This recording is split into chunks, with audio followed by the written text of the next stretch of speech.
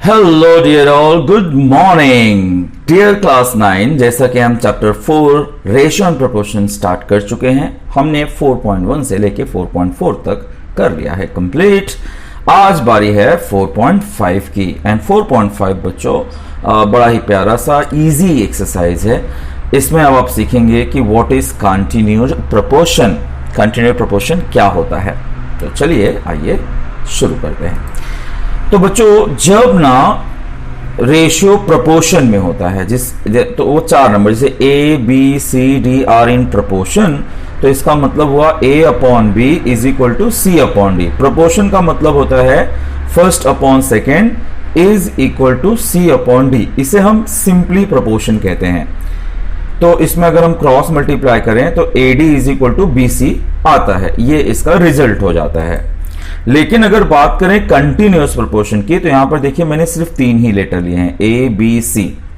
यहां पर क्या था, ए बी सी डी। यहां पर मैं ले रहा हूं ए बी और सी। तो कंटिन्यूअस प्रोपोर्शन का मतलब यह होता है बच्चों A upon B is equal to B upon C. आप देख सकते हैं जो मिडल टर्म बी है वो रिपीट हो रहा है। तो यहां पर देखिए a अपॉन बी और c अपॉन डी चारों डिफरेंट लेटर्स थे। यहां पर b जो मिडल टर्म है बच्चों वो रिपीट होता है। ये जो रिपीट होता है ना, तो जब हम क्रॉस मल्टीप्लाई करते हैं तो आ जाता है B square is equal to A C. इस तरह से आ जाता है। और जो रिपीट होता है ना टर्म b, इसको हम लोग बोलते हैं mean proportion. So b is called the mean proportional of a and c। ठीक है, या इसे कभी हम ज्योमेट्रिक मीन भी कह सकते हैं, बट मीन प्रोपोर्शनल आप याद रखिएगा। तो बच्चों ये बेसिक सा डिफरेंस है जब नंबर सिर्फ प्रोपोर्शन में होते हैं और जब कंटिन्यूअस प्रोपोर्शन में होते हैं तब क्या होता है। कंटिन्यूअस में मिडल टर्म हो जाता है रिपीट। तो ये एक बेसिक सी जानकारी देने के बाद चलिए प्रैक्टिस सेट शुरू करते हैं। प्रैक्टिस सेट क्या कह रहा है, which number should be subtracted from 12, 16 and 21 so that the resultant numbers are in continuous proportion। मतलब देखिए 12, 16 और 21 में से क्या सब्ट्रैक्ट करें कि वो कंटिन्यूअस प्रोपोर्शन में हो जाए। हम ले लेते हैं सिंपल सा x। Let the number be subtracted be x। अगर x सब्ट्रैक्ट करेंगे तो वो नंबर क्या हो जाएंगे, 12 minus x, 16 minus x and 21 minus x. और हम समझेंगे कि वो एक कंटिन्यूअस प्रोपोर्शन में हो गया, बिकॉज वही क्वेश्चन में पूछा था। ठीक है, तो बच्चों अगर ये कंटिन्यूअस प्रोपोर्शन में है तो मिडल टर्म का square is equal to first and last होना चाहिए। मतलब B square is equal to A into C होना चाहिए। ठीक है, तो उस प्रॉपर्टी का यूज कर लेंगे हम। मिडल टर्म का whole square is equal to first into last. अब बच्चों इसमें तो हम सिंपल मल्टीप्लाई करेंगे और इसमें होल स्क्वायर का फॉर्मूला लगा देंगे। होल स्क्वायर का फॉर्मूला मतलब क्या, जैसे a का स्क्वायर मतलब 256 माइनस 2ab मतलब 2 इंटू 16 दैट इज 32x। बाद में प्लस b स्क्वायर यानी कि x का स्क्वायर। तो ये a माइनस b का होल स्क्वायर का फॉर्मूला है।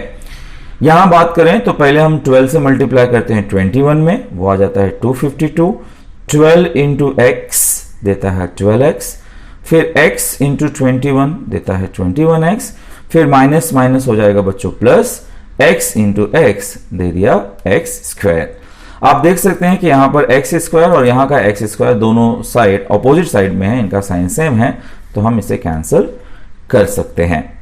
अगले टर्म में -12 और -21 को ऐड कर देंगे, -33 हो गया और यहां बचा -32। x को ले आइए एक तरफ, ये हो जाएगा 33x माइनस 32x और ये 252 माइनस 252 256, यानी कि x इज इक्वल टू -4। तो आपका आंसर आ गया x का। So therefore -4 should be subtracted. देखिए जैसे क्वेश्चन होता है वैसे आप सेंटेंस बना सकते हैं। -4 should be subtracted from 12, 16 and 21 so that the resultant numbers are in continuous proportion.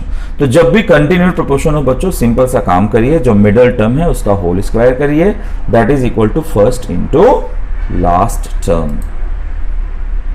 Second question कह रहा है कि 28 minus x is the mean proportional of this and this. तो जब ये मीन प्रोपोर्शनल है मतलब इसका होल स्क्वायर हम ले लेंगे कुछ इस तरह से, and multiplied into first and last 23 minus x. वही काम करना है बच्चों जो हमने अभी भी किया है।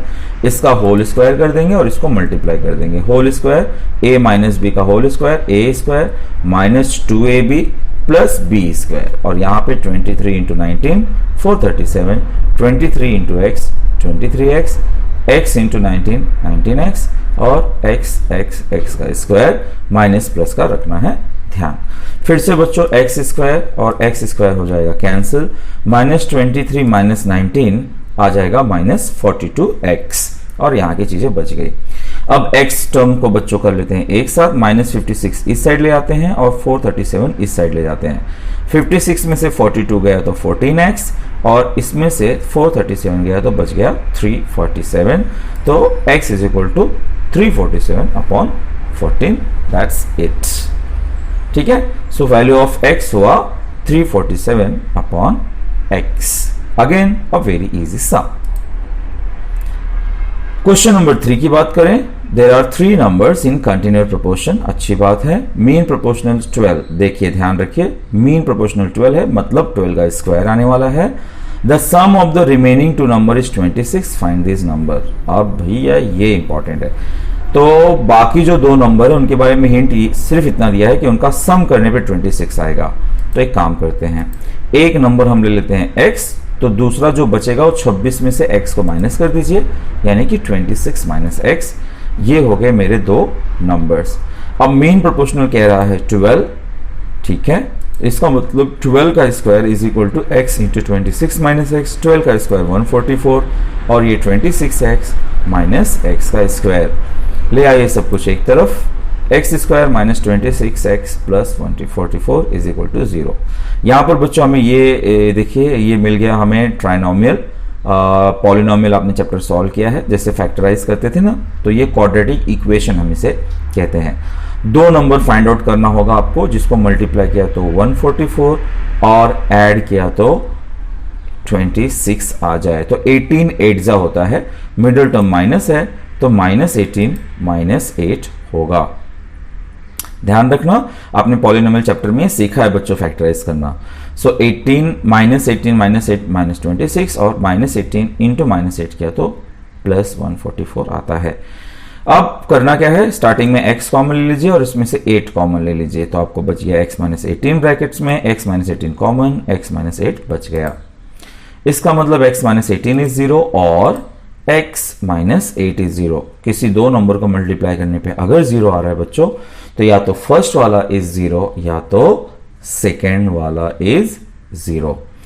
सो अकॉर्डिंग टू दैट बच्चों x इज इक्वल टू 18 और x इज इक्वल टू 8। तो भैया एक नंबर 18 है, दूसरा नंबर 8 है। अगर आपसे सिस्टमेटिक लिखना चाहते हैं तो आप ऐसे कह सकते हो कि x और ये तो हो गया है, तो थर्ड नंबर 26 माइनस x है, तो 26 माइनस 18 यानी कि 8, या फिर थर्ड नंबर हो सकता है 26 माइनस 8, है ना। जब फर्स्ट नंबर ये है तो थर्ड नंबर ये और ये हो सकता है, यानी आपके नंबर हो गए 18 12 8 और 8 12 18। तो इस तरह से क्वेश्चन नंबर 3 भी हो गया। क्वेश्चन नंबर 4 एन इजी सम कह रहा है कि ये करने पर अगर ये आ रहा है तो प्रूव करो कि ABC कंटिन्यूड प्रोपोर्शन में है।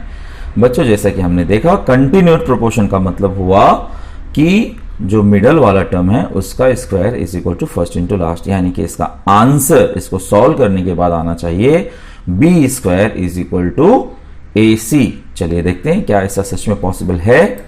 चलिए ब्रैकेट ओपन करेंगे तो पहले A से हम ब्रैकेट को मल्टीप्लाई करने वाले हैं, फिर B से ब्रैकेट को मल्टीप्लाई करेंगे, फिर C से ब्रैकेट को मल्टीप्लाई करेंगे। यहां वैसे ही रखते हैं।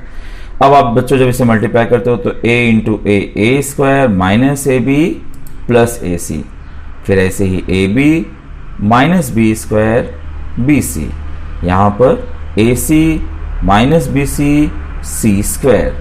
इस तरह से चीजें हो गई। तो बच्चों पहली नजर में देखिए कुछ कैंसिल हो रहा है क्या, minus AB plus AB cancel, और उसके बाद आप देख सकते हैं कि प्लस BC माइनस BC हो रहा है कैंसिल। अभी बाकी चीजें नीचे लिख लेते हैं। चलिए, ये मैंने देखिए AC और AC हो गया 2AC, बाकी चीजें बच्चों मैंने वैसे लिखी है a square minus B square plus C square और यहाँ से a square B square C square. अब शांति से सोचिए, क्या दोनों तरफ से कुछ कैंसिल हो सकता है?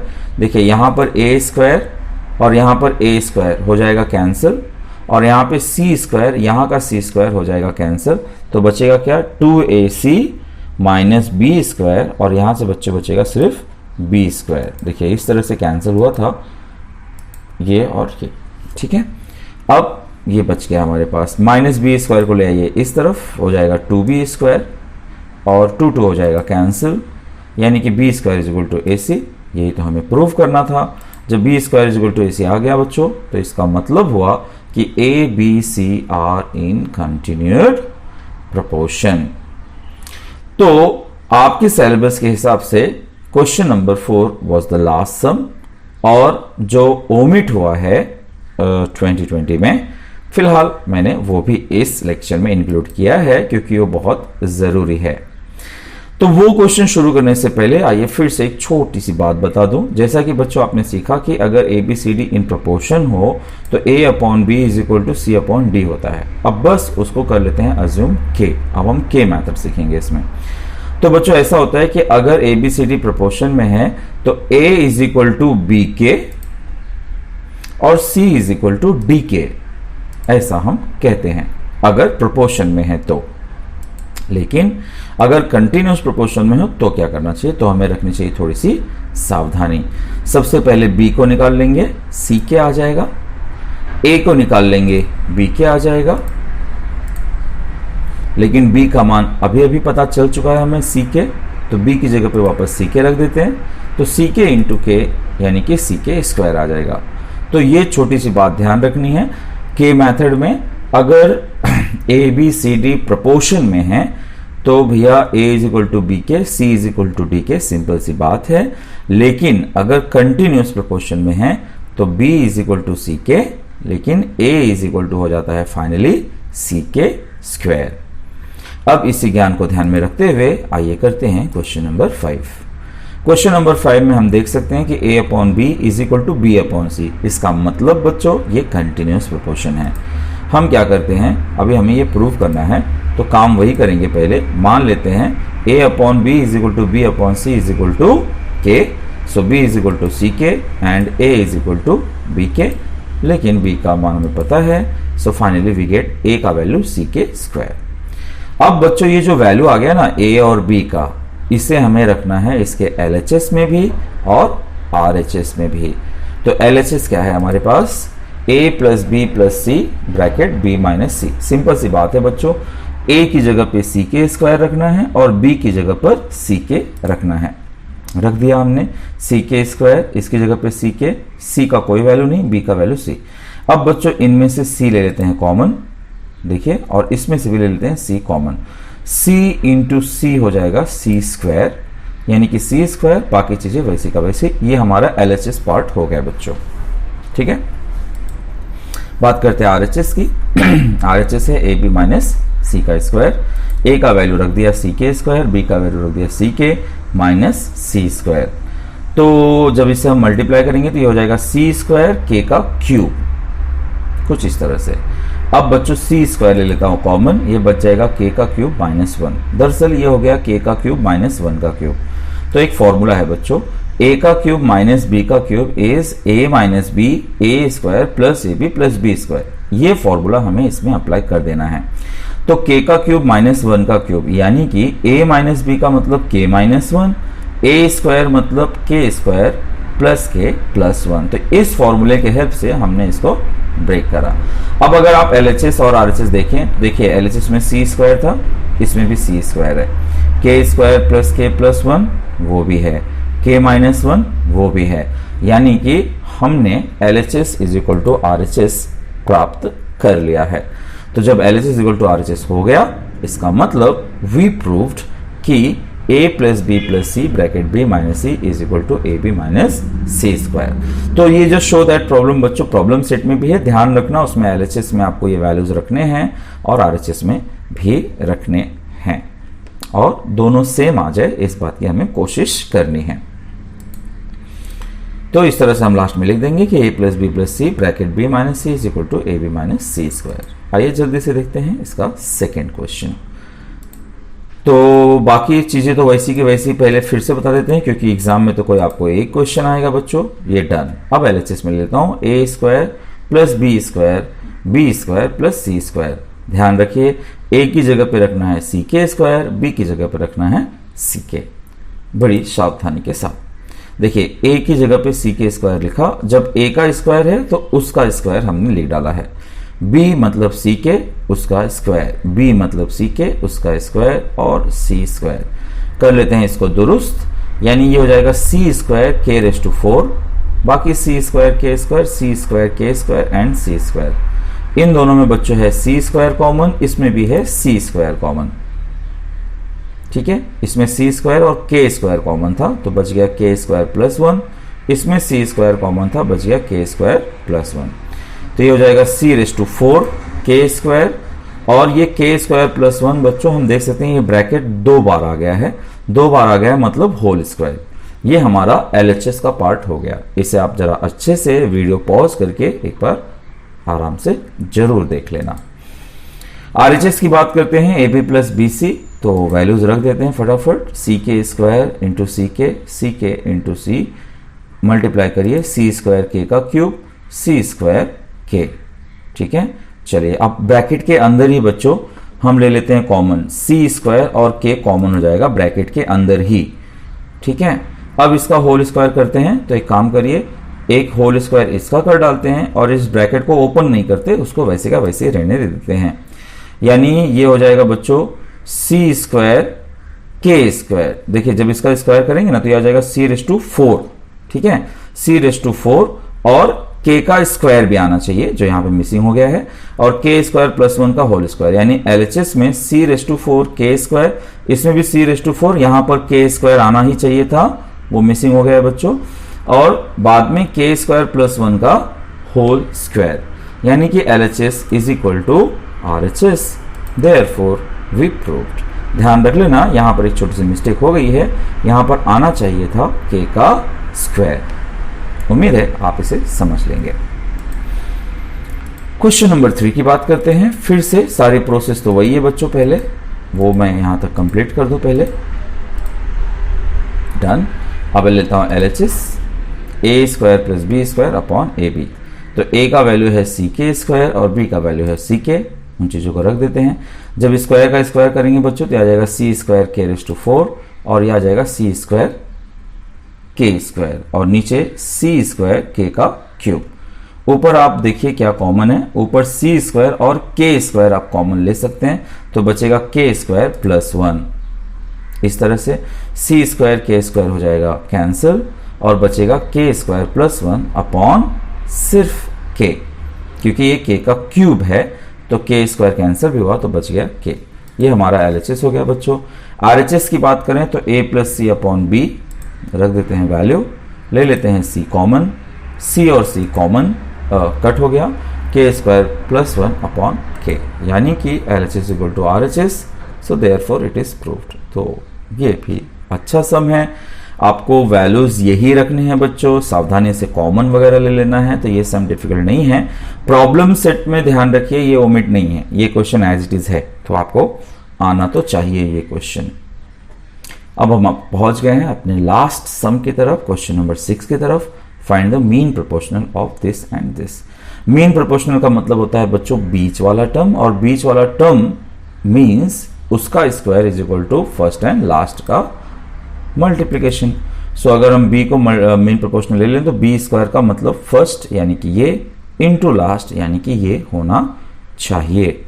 इसमें से बच्चों हम इसको सिंप्लीफाई कर सकते हैं, X square minus Y square को हम लिख सकते हैं X plus Y X minus Y. अब आप देख सकते हैं कि एक्स माइनस वाई और एक्स माइनस वाई कैंसिल हो गया, ये हो गया एक्स प्लस वाई का होल स्क्वायर और नीचे एक्स वाई का होल स्क्वायर। तो ये है बी स्क्वायर का वैल्यू, तो हम ले लेते हैं स्क्वायर रूट। स्क्वायर रूट लेंगे बच्चों तो इसका भी स्क्वायर चला जाएगा, इसका भी स्क्वायर और इसका भी स्क्वायर चला जाएगा, बचेगा सिर्फ X plus Y upon X Y. Hurray, यही तो हमें निकालना था b का वैल्यू, यानी कि mean proportional is x plus Y upon X Y.